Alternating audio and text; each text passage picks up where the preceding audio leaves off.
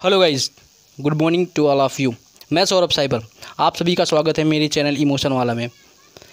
तो मैं आप लोगों से आशा करता हूं कि आप लोग मेरे वीडियो को पसंद करेंगे, उस पर कमेंट करेंगे और मुझे सपोर्ट करेंगे। तो आज हम बात करने वाले हैं एंजाइम के बारे में कि एंजाइम क्या होते हैं, इनका रोल क्या होता है हमारे शरीर में और किस प्रकार से ये प्रोड्यूस होते हैं। ठीक है, तो सबसे पहले एंजाइम क्या होते हैं।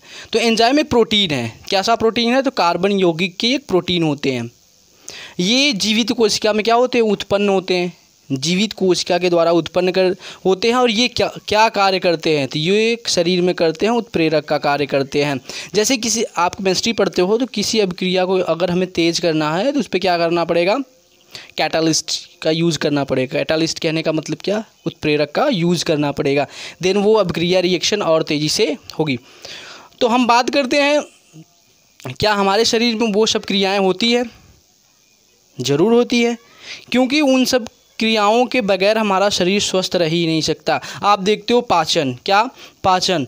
तो पाचन एक ऐसी प्रक्रिया है जिसमें हम जटिल खाद्य पदार्थों को सरल रूप में तोड़ते हैं। अब ऐसा नहीं है कि वो पत्थर है तो हथौड़ी लेके छोटी छोटे टुकड़ों में करेंगे, नहीं। देखिए, अब हम समझते हैं क्या अगर हमारे शरीर में एंजाइम ना हो, यानी एंजाइम एक्टिवेट ना हो तो क्या होंगे? तो हमारे शरीर में फर्स्ट ऑफ ऑल होगा क्या? तो हमारे शरीर में जो मेटाबॉलिक रिएक्शंस होते हैं, क्या होते हैं? मेटाबॉलिक रिएक्शन, जो उपापचय क्रिया होती है जिसमें हम खाद्य पदार्थों को क्या करते हैं? सरल रूप में तोड़ते हैं एंजाइमों के द्वारा, वो होना बंद हो जाएगा। तो ये क्या हो जाएगा? Metabolic disorder. और इसमें सबसे जो घातक रोग होता है वो आपको जैसे कहते हैं ना कि मुझे गैस हो गई है, पाचन में समस्या है। तो एंजाइम क्या करता है? एंजाइम करता है उत्प्रेरक का कार्य करता है। जो शरीर में जितनी भी क्रियाएं होती हैं उसमें क्या करेगा? उत्प्रेरक का कार्य करेगा, खासकर वो पाचन के लिए। किसके लिए यूज होता है? पाचन के लिए।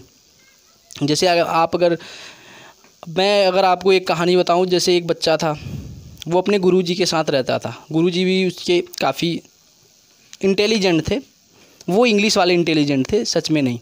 तो गुरुजी ने बताया कि बेटा हमारे साथ यहाँ चलना है। तो बोला ठीक है। तो वहाँ जाने के बाद गुरुजी ने बोला जैसे ही मैं स्टेज पे चढ़ूँगा तो तुम बोलना इसने आग लगा दी, आग लगा दी, आग लगा दी, स्पीच सुन के। ठीक है। तो जैसे ही गुरुजी उसके भाषण देने शुरू हो गए, अब वो लड़का क्या बोला? इसने आग लगा दी। और कोइंसिडेंस देखिए कि सचमुच में आग लग गई।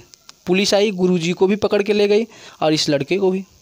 तो ठीक उसी प्रकार एंजाइम क्या करता है? आग लगाने का कार्य करता है। यानी आग लगाने का मतलब ये होता है कि किसी रिएक्शन को वो तेज़ कर देता है। कैटालिस्ट होता है। क्या होता है? कैटालिस्ट। जैसे हम लोग हार्मोन्स को कहते हैं केमिकल मैसेंजर, इसको कहते हैं बायो कैटालिस्ट। क्या कहते हैं? Bio catalyst. अब ध्यान दो आप लोग, अब हम कुछ एंजाइम हैं यहाँ पे जो हम पढ़ेंगे कैसे वो रिएक्शंस करते हैं। तो देखिए, मान लीजिए हमारे पास क्या है?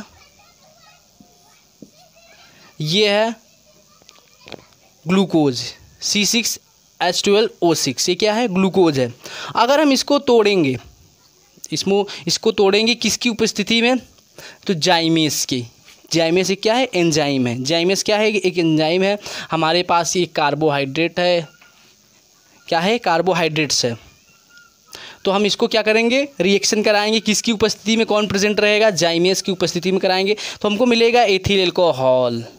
क्या मिलेगा? एथिल एल्कोहल, जिसको कहते हैं शराब। क्या कहते हैं? शराब। और क्या मिलेगा हमको? तो कार्बन डाइऑक्साइड। Carbon dioxide. तो ये शराब बनाने की एक प्रोसेस है। हालांकि शराब से भी आग लगती है।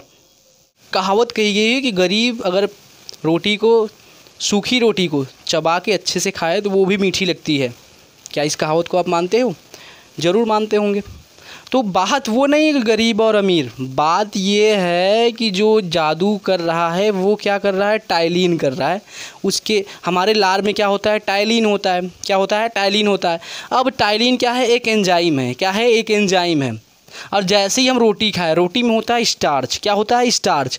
अब वो स्टार्च टाइलिन की उपस्थिति में किस में बदल जाएगा? मल्टोस में। किस में बदल जाएगा? मल्टोस में। और जाहिर सी बात है, अगर हम रोटी को अच्छे से चबा के खाएं, काफ़ी देर तक खाएं, तो वो थोड़ी देर बाद मीठी लगने लगेगी। तो बात यहाँ अमीर और गरीब की नहीं है, बात यहाँ पे है कि हमारे मुंह में होता है टाइलिन, अब रोटी में होता है स्टार्च, और उन दोनों को मिलाकर नया प्रोडक्ट क्या बन रहा है, मल्टोज़। क्या बन रहा है, मल्टोज़, जो स्वाद में मीठा होता है। हालांकि आप आलू खाओगे कुछ समय बाद वो भी मीठा लगने लगेगा। कारण क्या है, आलू स्टार्च होता है, किस में बदलता है, मल्टोज़ में। तो ये होता है। अब ध्यान दो, तीसरा हमारा क्या है, पेप्सिन। कहाँ पाया जाता है, अमाशय में। ये क्या कहते हैं, पाचक एंजाइम होता है। क्या, कौन सा एंजाइम होता है, पाचक एंजाइम, जो प्रोटीन का पाचन करता है। किसका पाचन करता है, प्रोटीन का। अब जैसे हम प्रोटीन को लिए तो प्रोटीन को किस में बदल देगा, पेप्टोन्स में। किस में बदल देगा, पेप्टोन्स में। जैसे हमने यहाँ पे रोटी खाया, यहाँ पे रोटी खाया, रोटी में होता है स्टार्च, स्टार्च को किस में बदला, मल्टोज़ में। किस में बदला, मल्टोज़ में। और यहाँ पे हम कुछ प्रोटीन वाला पदार्थ खाए जिसमें प्रोटीन होता है, तो प्रोटीन को तोड़ा किस में जाता है, प्रोटीन को तोड़ा जाता है पेप्टोन्स में। किस में तोड़ा जाता है, पेप्टोन्स में। कौन उपस्थित रहेगा, पेप्सिन। कौन उपस्थित रहेगा, पेप्सिन। पेप्सिन कहाँ पाया जाता है, पेप्सिन पाया जाता है अमाशय में। अब ध्यान दो, तीसरा हमारा यूरियस। किस में पाया जाता है, सोयाबीन में। हम जानते हैं कि हमारे शरीर को 20 प्रोटीनों की आवश्यकता होती है। 10 तो हमारे शरीर में अवेलेबल रहते हैं और 10 हम कहीं बाहर से लेते हैं, ठीक है, खाद्य पदार्थ से। अब ध्यान दो, सोयाबीन में क्या होता है, यूरिया को अमोनिया में बदलते हैं। किस में बदलते हैं, यूरिया को अमोनिया में बदलते हैं। यूरिया को अमोनिया में बदलने के लिए जो एंजाइम होता है वो कहाँ पाया जाता है, वो पाया जाता है सोयाबीन में। यूरिया को किस में बदलते हैं, अमोनिया में और कार्बन डाइऑक्साइड में। हालांकि जो हमारा क्या कहते हैं, यकृत होता है, यकृत, वो वापस अमोनिया को किस में बदल देगा, यूरिया में। किस में बदल देगा, यूरिया में। जो हमारे उत्सर्जी पदार्थ है, जो हमारे शरीर का सबसे महत्वपूर्ण उत्सर्जी पदार्थ है, यूरिया। अब बात करते हैं चौथा में है लाइपेज, जो हमारे आंत में पाया जाता है। लाइपेज एंजाइम हमारे आंत में पाया जाता है। क्या कार्य करता है, तो वसा का पाचन करता है। वसा को किस में बदल देता है, ग्लिसरॉल में। किस में बदलता है, ग्लिसरॉल में। तो ध्यान देना, आप जितने भी तेल घी खाते हो वो वसा होता है। वो क्या होता है, वसा। और वसा को बदला किस में जाता है, वसा को किस में बदला जाता है, ग्लिसरॉल में। किस में बदला जाता है, ग्लिसरॉल में। अब देखिए, पांचवा है डाइजेस्ट क्या करता है, तो स्टार्च होता है, किस में बदलता है, मल्टोज़ में। कहाँ पाया जाता है, तो ये जौ में। जो अंकुरित जौ होते हैं वो, ये उसका एंजाइम होता है डाइजेस्टेस। क्या होता है, डाइजेस्टेस। क्या करता है, स्टार्च को मल्टोज़ में बदलता है। यही कार्य करता है, सेम कार्य। यानी स्टार्च को मल्टोज़ में बदलने का कार्य कौन कर रहा है, टाइलिन कर रहा है। अगर टाइलिन हमारा कम है तो हमें जौ खाना चाहिए। क्या खाना चाहिए, जौ खाना चाहिए। उसमें से जो एंजाइम निकलेगा वो स्टार्च को किस में बदल देगा, मल्टोज़ में। स्टार्च को किस में बदलेगा, मल्टोज़ में। और छठवां जो है जाइमेस, जो पाया जाता है सब खमीर में। देखिए, खमीर में सबसे ज़्यादा एंजाइम पाए जाते हैं। खमीर में जो होते हैं वो सबसे ज़्यादा एंजाइम पाए जाएंगे। तो खमीर में क्या पाया जाता है, जाइमेस। क्या कार्य करता है, तो ये करता है ग्लूकोज को एथिल एल्कोहल में बदलता है। एथिल एल्कोहल यानी दारू, तो दारू में भी आग लगती है। तो एथिल एल्कोहल यानी दारू, बचा क्या आपका कार्बन डाइऑक्साइड।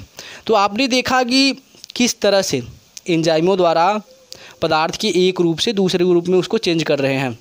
आशा करते हैं आप सबको वीडियो पसंद आई, तो वीडियो को लाइक करो, चैनल को सब्सक्राइब करो और मुझे क्या करो, सपोर्ट करो। Thank you.